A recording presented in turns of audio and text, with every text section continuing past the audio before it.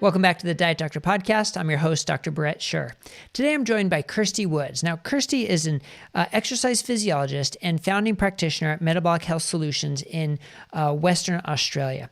And this interview fits in very well with sort of this little two-interview series, I guess you can say, about practical testing. So we have practical testing about measuring ketones, and now we are going to have practical testing about measuring your metabolism and your body composition.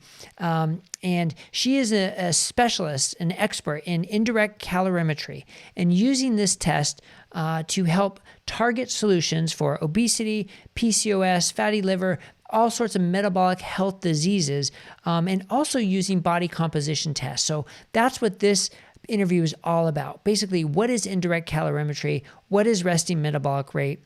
What are we looking for when we test them? What are we looking for when we test body composition? And more importantly, how can you use these to help inform your lifestyle choices, to learn what are the right choices for you? Because when determining what are the right choices, it's all about what is healthy weight loss. You know, any intervention could lose weight potentially, but you want to make sure you're losing weight in the healthiest manner. And that's what these tests do. And that's what we're going to hear from Kirsty.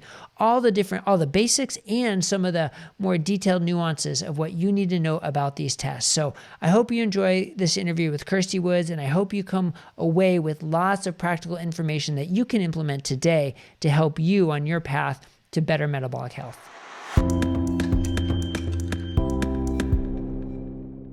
Well, Kirsty Woods, thanks so much for joining me on the Diet Doctor Podcast today. Thank you for having me. I look forward to discussing all things metabolism and metabolic health.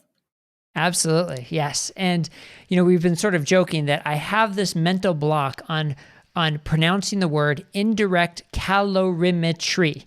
So I'm going to attempt to get it.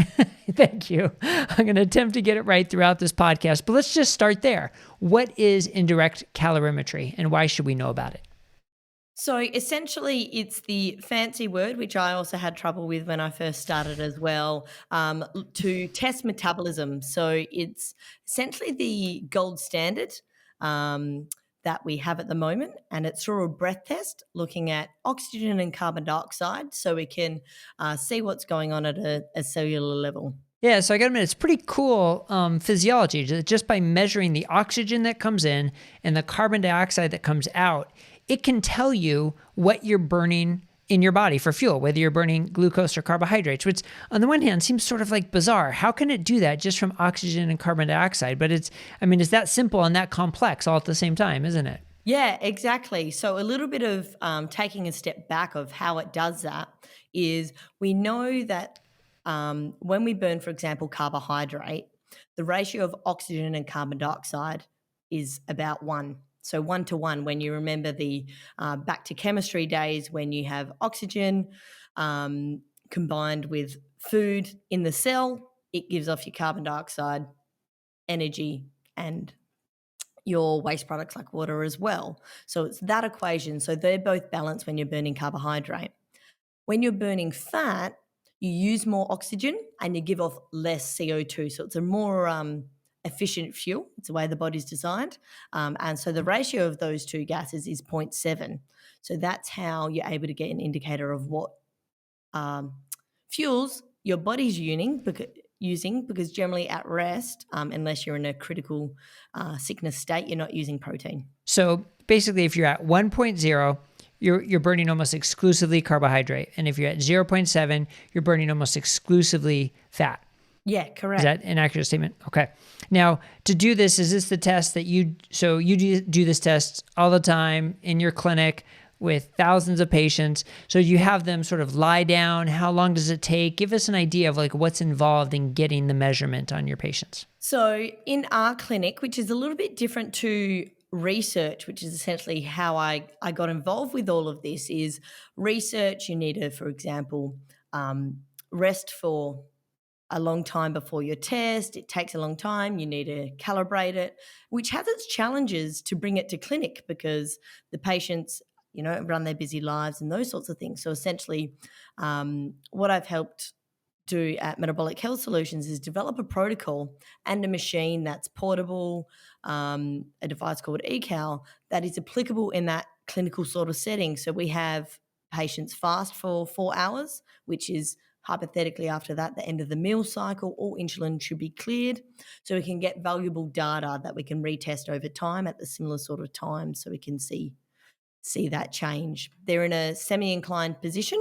There's some videos and pictures on our website for anyone that does want to see, with a nose peg on and a mouthpiece in, for about 5 to 10 minutes, to get a good data set as an indicator of what's happening at that point in time with their metabolism, so that we can direct dietary interventions, validate any interventions, and help educate the patient about why they may be having difficulty losing weight or struggling with their chronic disease, even though their normal weight might have high blood pressure and those sorts of things.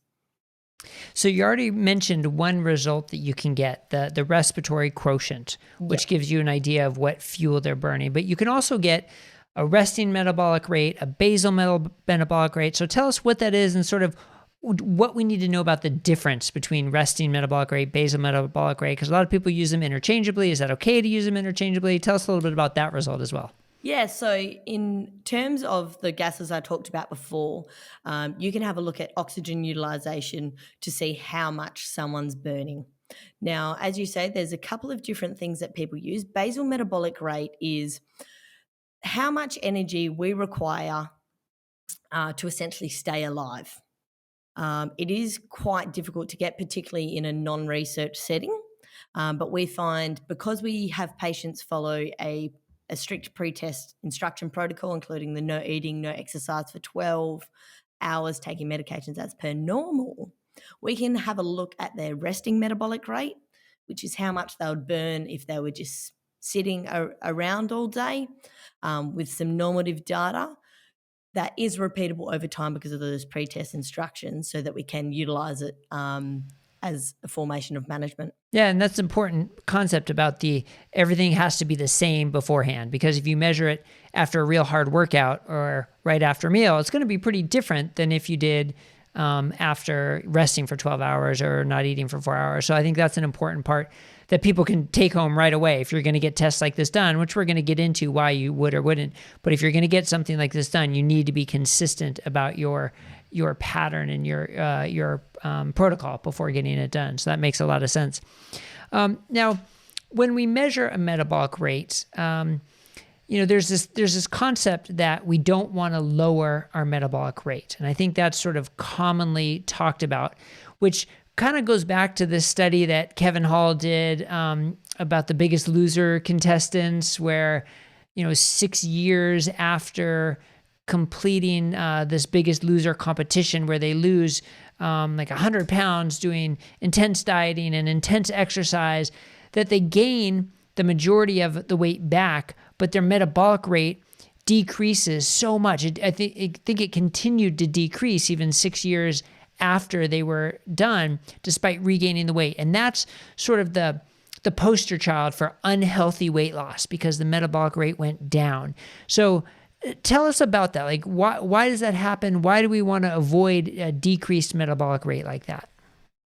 Yeah, so obviously, in terms of that study, when we think about it, is metabolic rate is generally related to surface area. So naturally, when someone does lose weight, their metabolic rate can come down, but it should be not too much. Whether in those participants, it was dramatic, and even when they regained all that weight and that surface area, as you mentioned, it didn't go back up. So what that means is they had to eat even less before, and they were still gaining weight because of the dramatic keto approach, so calorie restriction and all that exercise. So what's happening there is a bit of a starvation response, because the body could have even been burning glucose. We don't know that. That's not available, but essentially is the body thinks that it's not going to get its next meal. So this is from the genes that we have from our ancestors. So what the body does is says, well, I'm going to actually slow my metabolic rate so that I can survive longer. However, in today's society, we always get that next meal. So we still have those genes, but the adaptions may not be applicable, hence makes weight loss difficult, like in the study in The Biggest Loser, and why they don't have the reunion show. So that's once again why metabolic rate is important, but also we need to have a look at other factors such as their fuel utilization. Are they burning glucose or are they burning fat? Because particularly we find in those that are burning glucose as opposed to fat is where those detrimental metabolic decline occurs, because their body goes into that starvation mode. Whether if someone's burning fat is they don't get those starvation signals, because essentially what's happening is they are getting fuel, but it's from their internal fat, so that they're not the alarm bells aren't going off. So they're essentially getting their meal from inside their body as opposed to externally. Yeah, so that's really interesting. So a couple important points there. So the first thing I want to go back to is you said the metabolic rate is related to surface area. So any weight loss, reducing surface area is going to reduce metabolic rate, which I think is important because it's not black and white. It's not like any weight loss that has a reduction in metabolic rate is unhealthy. Right. So I think that's a very important point you made. So one question is, where is the cutoff? How do we determine what is healthy and what is not healthy in terms of the reduction of metabolic rate? And it sounds like you're saying fuel utilization is one way to make that determination. So I thought that's really interesting. So, I mean, can you be so bold to say as long as you're burning fat, then you're not going to have an unhealthy reduction in metabolic rate, period? Or can you still have that? So essentially for most cases, I would be quite confident in saying that, but we need to think about other factors. So for example, if someone is losing weight and their metabolic rate's declining and they're hungry and they're losing muscle, which is another thing we look at in the clinic, that's a clear indication they might not be getting enough protein in and they are going into that starvation mode.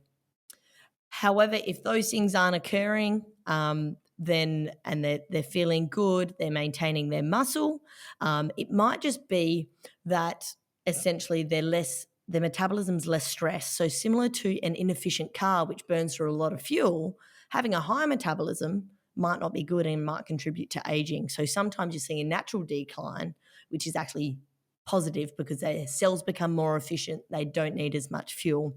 And they've done some studies in athletes where they actually have a lower than expected metabolic rate because they are so efficient. Yes, that can really confuse the interpretation. If you think a metabolic rate going down is a bad thing, but if it's because of you have to determine if it's because of efficiency or because of this adaptive thermogenesis, or the starvation mode, as it's called, that happens with like the Biggest Loser contestant. So that's why you need someone like you who's got experience and knows the details and the nuances about this. But so what else can you get from this indirect calorimetry test? You get the basal metabolic rate, you get the respiratory quotient. Is that the majority, or are there other things that you get from the test? Just as we touched upon, we get an indicator for mitochondrial function. So we have a look at efficiency. So from the 21% of oxygen in the atmosphere, we can see what percent people breathe out as an indicator for what's being utilized at a cellular level. But unfortunately, engineers aren't too happy with how efficient we are as humans. We tend to breathe out majority of oxygen, but so essentially is normal is about 16 to 17, and the lower that number, the better. 16 to 17% is what we breathe out. The lower that number, the better. We've seen about as low as 14 in elite athletes. And the higher that number means that there's likely some cellular stress going on. And this has a big impact in things like fatigue, maybe the role of supplements, obviously exercise, sleep apnea, vitamin D, and those sorts of things as well. Yeah, so give us an idea in your clinic how you use this testing. When people come in, they get a baseline measurement, they want to lose weight, they're maybe struggling to lose weight. What kind of interventions can you do? And then when would you follow up with another test? And what do you look for to see if things are improving? In terms of when they present initially, we generally, in my clinic, I see people with weight issues and chronic disease. However, we've got people using the ECAL device for the likes of the English Institute of Sport, dietitians, endocrinologists. So they may use it a little bit differently because at the end of the day, it's a tool. However, how I use that data is, number one, see what's going on for the patient. For example, if they're having difficulty losing weight, are they burning fat? And majority of patients are not. So number one is I've helped educate them to say there is something going on, and the good news is that it's not stuck in stone. So we can actually see metabolic changes within about 3 to 5 days. So we generally get a follow-up about 1 to 2 weeks to see whether our directed intervention has the desired impact. And if not, we have a look at other lifestyle factors, pathology, and it prompts us to ask further questions. So in terms of the intervention, is diet generally has its best bang for its buck, which is also where low carbohydrate strategies come into it. After a bit of stumbling around, I could see that the direct impact that reducing carbohydrate load through the hormone insulin could have on fat utilization. And then obviously exercise and some simple supplementation strategies, particularly if, for example, they're on a statin under their GP's care, they might have poor efficiency, and that where something like a coenzyme Q10 might help with that. And obviously exercise strategies to maintain muscle, make sure that they continue to burn fat and things like that. Yeah. So that's really interesting. Now, I mean, we obviously talk a lot about low carbohydrate nutrition on this podcast, and there's no question that low carb nutrition can help reduce that respiratory quotient down to 0.7, help with weight loss that doesn't reduce the metabolic rate as much. But can the same be said for some low fat diets? I mean, can low fat, high carb diets still help people reduce weight without a dramatic reduction in their metabolic rate, as long as they're not going sort of overboard, so to speak, like they did in the Biggest Loser studies? Yeah, so where that may be appropriate is some of our patients are what we call metabolically flexible. They still have that ability to burn fat at rest. After their food's digested, they get back to burning fat. So that's where some of those strategies may be appropriate, or more so they might be able to get away with it. And that's where energy intake, fasting sort of strategies, they may have still have an impact, as opposed to those who are metabolically inflexible and can't burn fat. You need to get them burning fat first, because essentially at the end of the day, when we talk about weight loss, we really mean fat loss. So if you can't access it, you're going to have some of those detrimental effects. Yeah, that's a great point. I mean, we talk about weight loss as if it's one thing, as if it's all the same, but it's clearly not. It really is fat loss that we want, with maintaining or building lean muscle mass in the process. So that makes a lot of sense. And I like how you mentioned about the people who are metabolically flexible. So, there's this big debate constantly going on, it seems, about the U.S. dietary guidelines. And one of the latest things now is how it's designed for healthy people. It's not designed for metabolically sick people. But when we look at at least our American population, we're overwhelmingly majority are metabolically unhealthy. So that dietary guidelines wouldn't apply to them, and the metabolic flexibility that you're talking about probably doesn't apply to them as well. Now, is that something you can test and measure with your indirect calorimetry, saying, are they metabolically flexible? Like, do they, if I'm just hypothesizing here, if they came in after a meal, maybe their respiratory quotient is 0.9, but if they came in after a 4 or 5 hour fast, the respiratory quotient would be 0.8 or 0.7. Like, can you see that type of variation just on the protocol?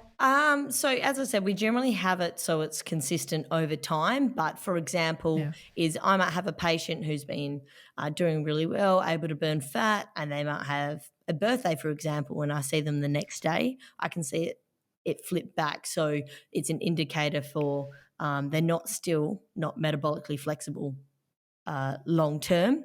I'm not as confident in saying that made the direct impact. It's more so what's happening at that point in time. But what we do see is that patients, for example, we've seen patients over the long term, is they might come in presenting not burning fat, they're able to get fat burning, and the more weight they lose, the more insulin sensitive they become.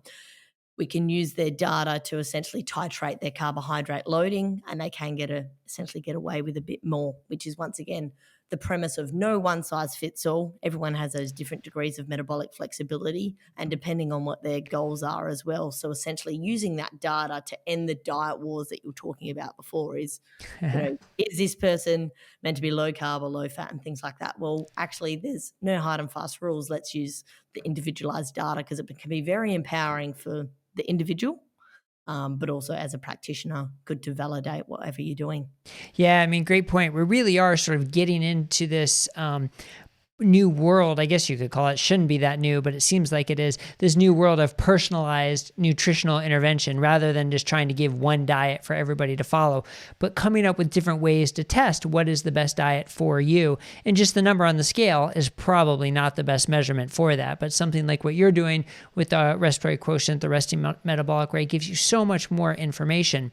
And not just about the food we eat, but when we eat and how much we eat. So when it comes to chronic caloric restriction, that is sort of a recipe for risking a decreased resting metabolic rate, especially if you're not burning fat.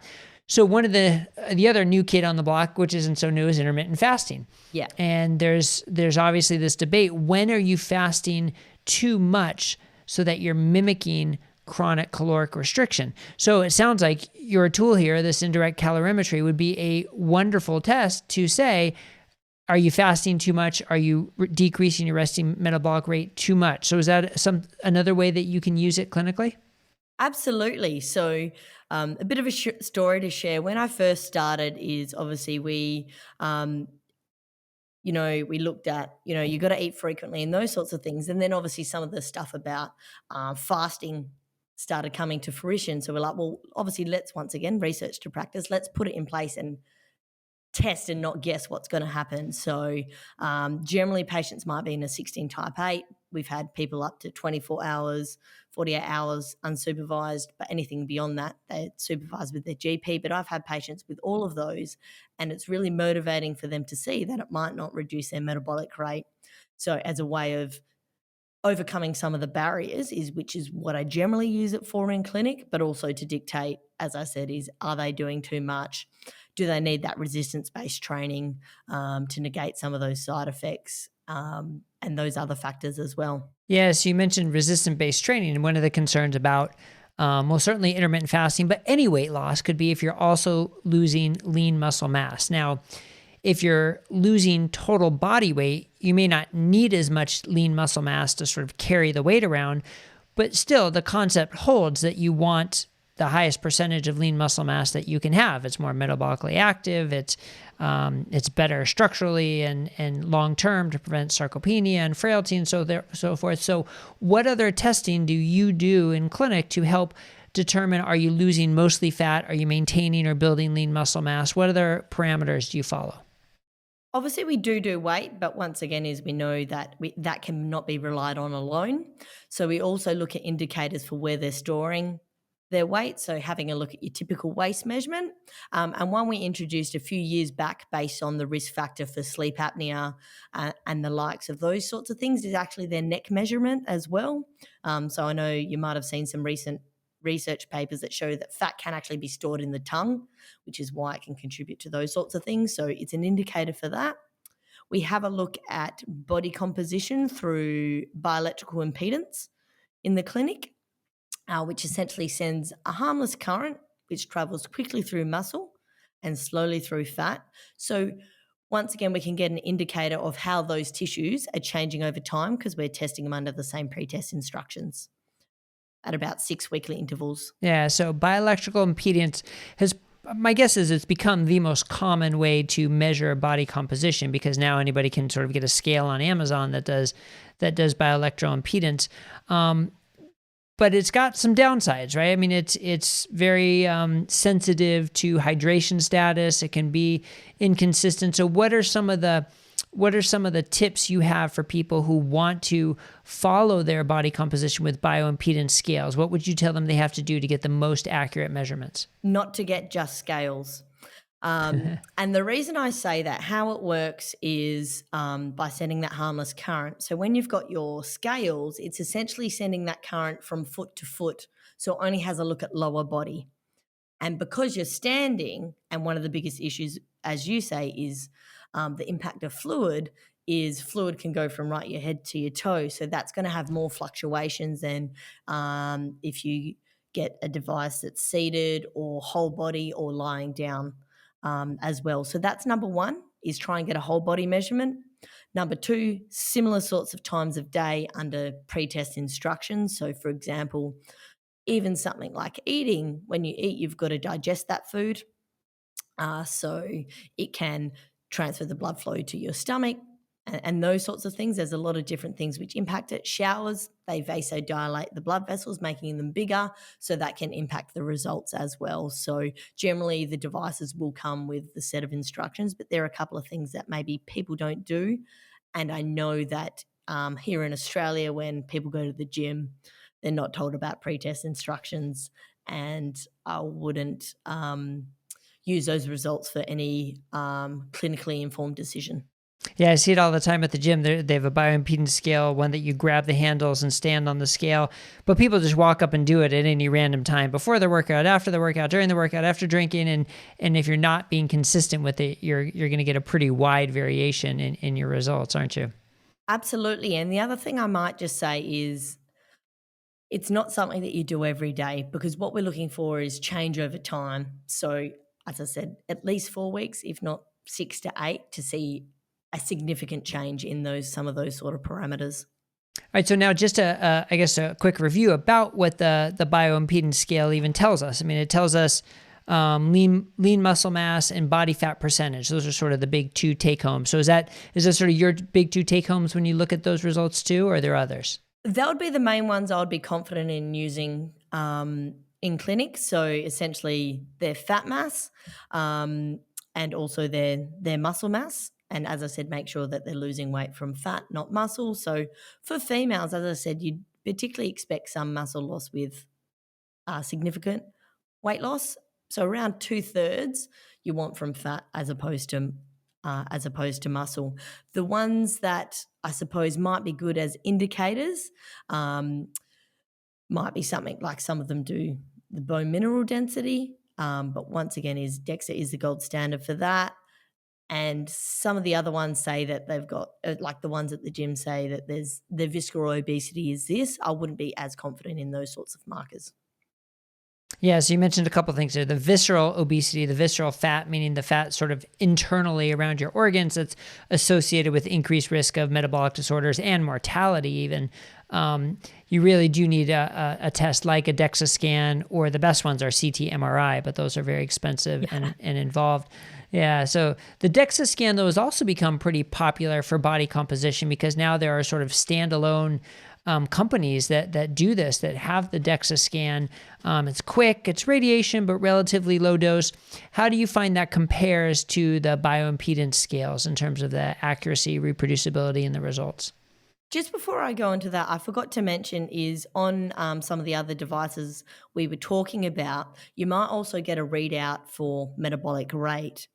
However, that is not your metabolism. What that's looking at is based on your age, height, and gender, and an equation looking at, for example, your muscle mass. It plugs those number away and gives users essentially an equation to look at what your metabolic rate is, which can be inaccurate, particularly in the populations we're looking at. So if you're overfeeding or underfeeding based upon those, it also doesn't have a look at that fat utilization. Yeah, we'll get back to the DEXA question in a second, because in terms of that, this one always drives me crazy, and I want to get your opinion on it. The treadmills where you just put your hands on the heart rate monitor, you put in your age and your weight, and it tells you how many calories you're burning. How in the world, what kind of formula does it use that it can tell you how many calories you're burning? I mean, it seems like it's got to be the most inaccurate calculation around. Am I overplaying this, or is that right? I would tend to agree with you there. The reason being is, as I said, the normative data itself that they're using these equations for is generally on university students or someone who has time to do these sorts of studies, and they're not really the general population to start off with. And then it obviously can't account for genetics, lifestyle, epigenetics, so the impact of lifestyle on those genes, muscle mass, all that sort of stuff. So it might be a good way to gauge how intense your workout is. So you get to know your own numbers and say, oh, I'm slacking off a bit today. But in terms of using that as a premise of how much to eat and how many calories you burn, I definitely wouldn't be too confident with that. Yeah, good point though. Following the trend, if again, you're consistent with the protocol and it's sort of the same machine, and you can compare your workouts to see, okay, I burned more calories last time, so I got to turn it up a little bit, and don't worry about the absolute numbers. I think that, yeah, that's a good point you made there. All right. if you want to be doing high intensity sort of exercise, which maybe we can get onto a bit later, because it's not the best for some certain individuals and depending on their metabolic health markers and things like that. Okay, so well, let's run with that. Let's talk about exercise. We'll get back to DEXA later. All right, Okay. so let's talk, because no, this is great because everybody can exercise. Not everybody has access to a DEXA, so this is probably more pertinent for most people. So, we hear a lot about zone 2 cardio, resistance training, high intensity interval training. Like those are, in my mind, sort of the big 3 pillars of exercise. And depending on what your goals are, may determine which one's better for you. So how do you see those 3 types of exercises, how they affect lean body mass, how they affect metabolic disease, and how they affect metabolic rate to, in your mind, say what is the healthiest approach for people to do for their exercise? In terms of the best approach to exercise, it's the one that they're most likely to do. So a lot of people I see aren't going to go to a gym, aren't going to be doing really high intensity exercise, at least initially, because they're quite exercise compromised, they're low in confidence and those sorts of things. But in terms of when each of those might be appropriate, so for example, if someone's losing muscle or have a low metabolic rate, resistance training is a must. And there is some evidence to suggest, particularly is when you can build up to exercise to failure, it gets a double whammy because there is some cardiovascular components to that as well. In terms of the cardio aspect is if someone's not metabolically flexible, they're burning glucose as opposed to fat, and they go do a high intensity workout, they're going to deplete their glycogen stores even further, which might send off those starvation and hunger signals. So think about what you might want after a hard workout at the gym. It's generally not good, nutritious food. So essentially it can have some negative consequences, release things like cortisol, the stress hormone. So for those individuals, it would be better to start with steady, slow cardio. But for those who are burning fat, there are some extra benefits in doing that HIIT or interval type training, particularly in terms of the enzymes that target, for example, the fat around the liver. But I see it all the time in the clinic where you get people who are slogging it out in the gym and getting no results, feeling tired, feeling frustrated, and it might be because of, as I said, some of those metabolic parameters aren't suited to what they're doing. So over here in Australia, I know a lot of people who do those HIIT type classes, and they're great. They get fit, but they don't get the desired outcome of losing weight, and they might not feel the best, and that's because some of those physiological responses I mentioned before, and they may be better to do a resistance-based training or a low-intensity cardiovascular disease steady state until they develop that metabolic flexibility. Yeah, that's a great example. So, using that respiratory quotient that you can measure, once you see them sort of creeping towards the fat burning, that they're getting down towards that 0.7, then you could say, okay, now if you want, you can start doing the high intensity interval training, and you're likely going to see more benefit than you would have before when you were just a carb burner. So that's a great utility for that test. That's really interesting. Now, you also recently tweeted something on your Twitter account about exercising fasting and what that can do to your metabolic rate or your fat burning while exercising. So what do you recommend for people to when they should exercise fasting, maybe when they shouldn't, and what kind of differences they see? Yeah, so this is a common question once again, is when should I do my fasting? When should I do my exercise? Once again, as a general rule, do your exercise when you're more likely to do it. There are some extra benefits if you do it fasted in terms of the enzyme changes, the fat utilization changes. However, as the article highlighted, it's quite individual. So what it looked at is, for example, diabetics.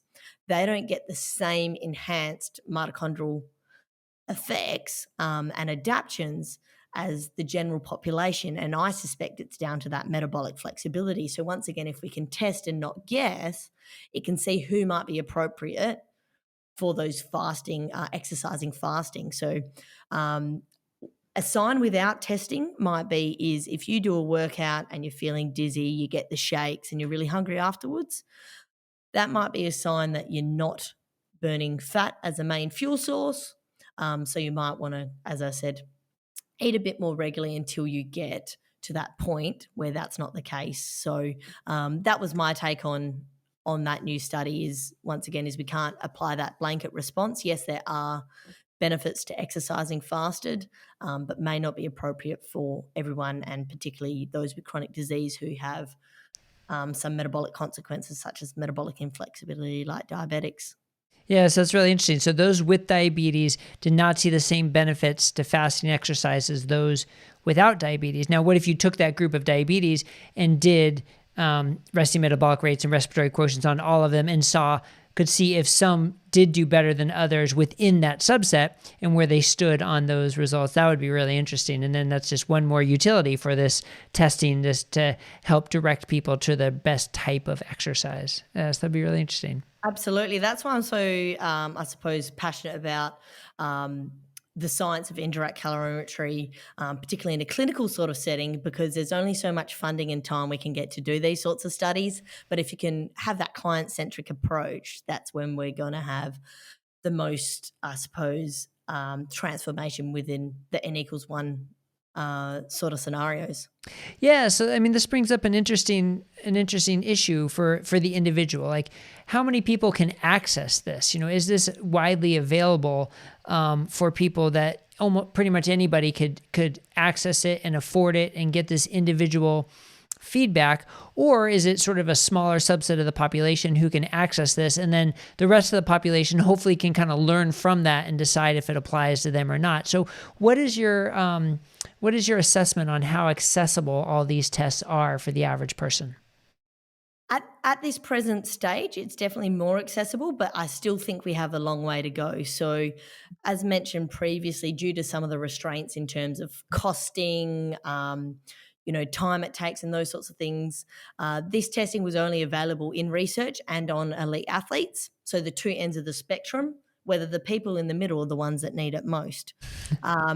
So essentially now, like the likes of who I work for, Metabolic Health Solutions, have developed something that essentially the aim is to test the world's metabolism, making it available for practitioners so that we can get that wider reach and that bigger impact. So I know here in Australia, we've got people using indirect calorimetry devices in clinic. Also, the universities offer it. However, some of them only look at metabolic rate. So I would advise one that also looks at respiratory quotient as well. So definitely more available. But at the moment, it's not like a blood pressure cuff. It's not on every GP table, whether I'm a bit biased. I think it should be because of that valuable data it can provide, and we shouldn't judge a book by its cover. We could actually see what's going on for such a big driver of weight, chronic disease, and general health, and obviously performance for some people as well. Yeah, so it seems like it would be really helpful to have it on every GP's counter. So what's it going to take to get there? I mean, I would assume it's just a price thing, right? Or is it really also like a knowledge thing that just not enough people are aware that it exists? What do you think? I think there is a bit of both. Essentially is from a price point, some of the research grade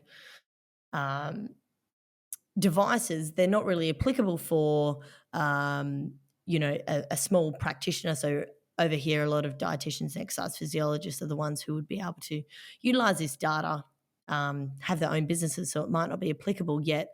For example, we're exploring, pay per test, like some of the body composition machines, to make it a little bit more readily available. But also in terms of knowledge base and innovation is similar with everything. I think may have been on this podcast, they had a look at, in hospitals, there was all these infection rates and people dying. And one guy said, well, maybe we should wash our hands. And he essentially got laughed at. And now looking back on that, you say, well, that's a bit silly, isn't it? So I think it's that innovation and knowledge base as well. But as with a lot of things, nutrition and science, everything is evolving. And that's my hope for the future, but small steps in the meantime. Yeah. Okay. Well, now I do want to circle back to the body composition testing as we got a little distracted, but a good distraction there.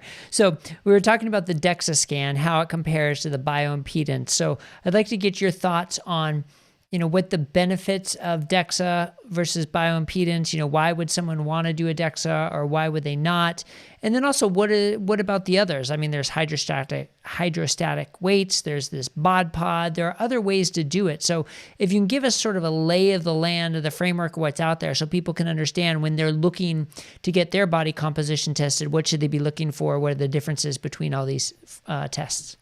Absolutely. So DEXA is what I suppose is known as the gold standard, but as you say, there are other methods, but they're just not generally available, particularly in a non-research setting. So it uses small X-rays, which is why they advise, although it's only really low dose, about once every 6 months. So it is, as I said, gives really reputable data in terms of the fat mass and the muscle mass, but also where it's deposited in terms of visceral mass, and also does bone mineral density. So that is available. But in terms of depending on what your goals are, it might not be able to be done regularly enough. And there is also an expense to that. The likes of the hydrostatic weighing and bod pods, I haven't had too much exposure to, but what I would say is whatever method you use, don't compare between them because they're going to be different. You're more so looking for change over time and that consistency. Yeah, that's a big take home right there. Use the same measurement because I've got so many patients who like to do DEXAs and bioimpedance scales on a regular basis, and the numbers are completely different. So the first time they step on their bioimpedance scale, it's usually much lower fat mass than the DEXA. And they're like, wow, this is amazing. Look what happened to my fat mass. It's like, hold on, time out. Don't get too excited yet. You can't quite compare those. So yeah, that's a great take home, that make sure you stick with the same type of measurement. Yeah, for sure. Absolutely. So yeah, now how often are you having people follow up? You said you don't have them do the bioimpedance, every day. You don't want to test it all the time. So between the resting metabolic rate, the bioimpedance scales, if someone's changing their diet, what do you say is a good time frame to retest to say what kind of impact is this having? And then if things are sort of stable and you've changed your lifestyle, how often then do you test for like a maintenance type program? Yeah, great question. So in terms of initial follow-ups, particularly if it's dietary intervention, which is generally first, is get a patient in 1 to 2 weeks later, and we can generally see change to see if they're on the right track, but also help them problem solve because there is those implementation type issues as well. And then if something's like an exercise or supplementation sort of strategy, those sorts of things from a clinic practitioner perspective, I'd most probably give it 6 to 8 weeks. However, once again, is depending on the client's confidence and consistency. You might shorten those periods. And then once I'm happy and confident with the results, their results are going as intended, they're really confident with everything that they're doing, most probably a 3 to 6 month interval follow-up. And what we're really looking for at that follow-up is, as I said, is if they're losing weight, whether it's from fat or muscle, looking at that metabolic decline, but also looking at risk factors for weight regain. So not only the muscle loss, but if we find that their RQ score, so their fat burning, the RQ score is going up, indicating that the fat burning is going down, that is a risk factor for weight regain. So we're catching it early because prevention's better than a cure. So we can ask the right questions, educate the patient that that is the case, and see what else we can do, for example, to break through a plateau or prevent that regain as well. Yeah, that's a great point, that prevention is better than fixing it once it's already gone awry. So if you can catch it early. Yeah. So how much of a change in the RQ gets your attention? Because we're only talking about 0.7 to 1.0. Seems like a very small window. So I'd imagine even small amounts of changes might be pretty significant. So what's the amount of change that really gets your attention? So to make it easier, and once again, is I'm lucky enough to be using some software which converts everything for me. I have a look in terms of percent of fat and glucose. So we see people burning as much as or as little as 0% fat in the clinic, and if not storing fat. So I would say if they increase that to 20%, I'd be really happy with that to show them that A, we're on the right track, and B, that the right strategy has been put in place and can help motivate them. Now, to get them up to the a textbook says we should be burning about 80% fat. Some people don't get there, but particularly for optimal outcomes, you want to be burning at least 80%. It might be a matter of time, or it might be introducing another supplemental strategy with that as well. So when you say the textbooks say that's where we want to be, is that you mean like for the healthiest version of weight loss, that's where you want to be? So in terms of physiology textbooks, they say everyone burns 80% fat at rest. It's the way the body's designed. Okay. So what they're talking about there is, as I touched on before, fat is the most efficient fuel. It gives off the least amount of carbon dioxide and waste products. It also provides that nice stable energy to help with, for example, mood for a lot of people, energy for a lot of people, and it's also in terms of health perspective, maintaining weight, preventing chronic disease, those sorts of things. Yeah, but again, those normative data were not done on obese patients with type 2 diabetes. So they are not burning 80% fat at rest, but that's where you want to get them to. So I see now. Yeah. Okay, that makes a lot of sense.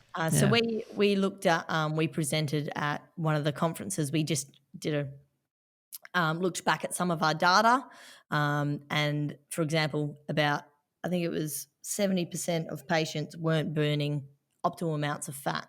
70%. Wow. So therefore, once again, is why we don't judge a book by its cover, because we're applying all these general rules to a population that doesn't fit what's going on. Yeah.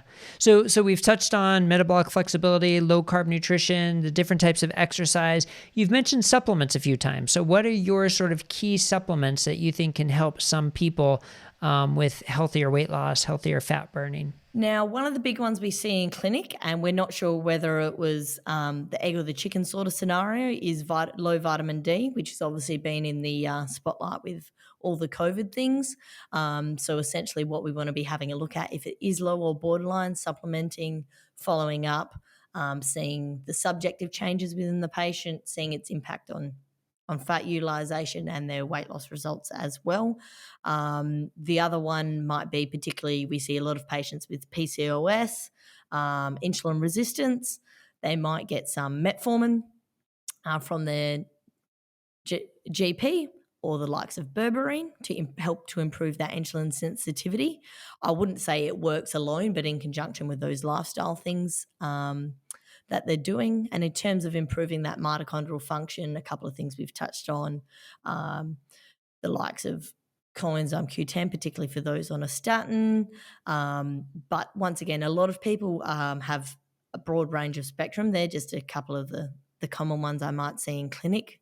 Once again, is I had a patient randomly come to me. We weren't getting expected results. She explored a couple of things with an open-minded GP, and she got put on DIM, which helps with estrogen dominance. And it's not something that I would have done personally, but we could see some of those changes and validate that intervention with some of the changes that we've seen. So Interesting. Okay, very good. Well, I think this has been a wonderful sort of tour through the practical aspects of these different tests that are available that you have so much experience in.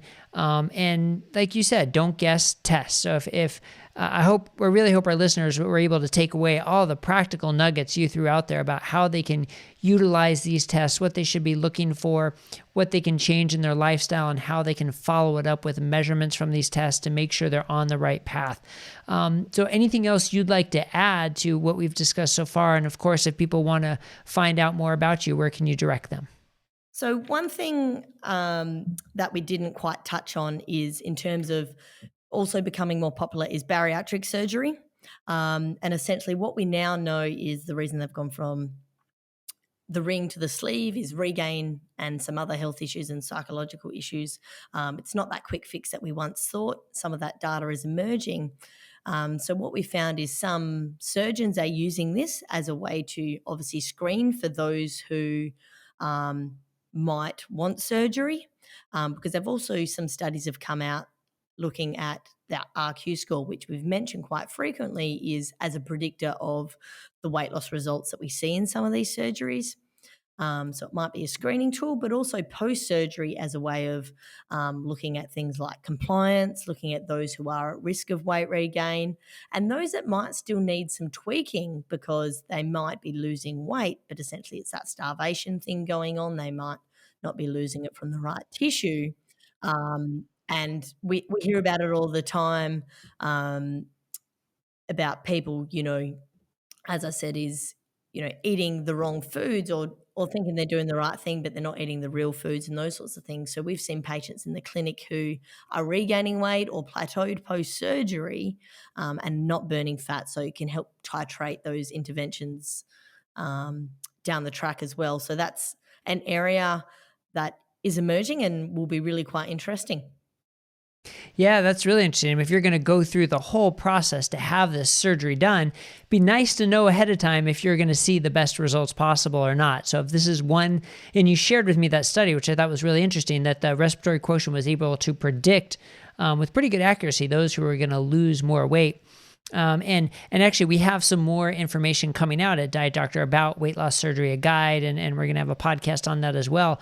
But some of the surgeons who I interviewed, they consistently like to use low-carb diets and intermittent fasting in the preoperative setting to prepare people for surgery. And I didn't think about this till just now, but that would definitely tip the respiratory quotient going more towards the fat burning to prepare them for surgery, which would then make them probably more likely to succeed with weight loss. But then also, as you said, it's not a cure-all. It's not like you do the surgery and you're done. You still have a lifetime of lifestyle that you need to adjust to maintain a healthy weight and a healthy lifestyle. And so measuring with indirect calorimetry could be a great measure for that in that setting as well. So very good point.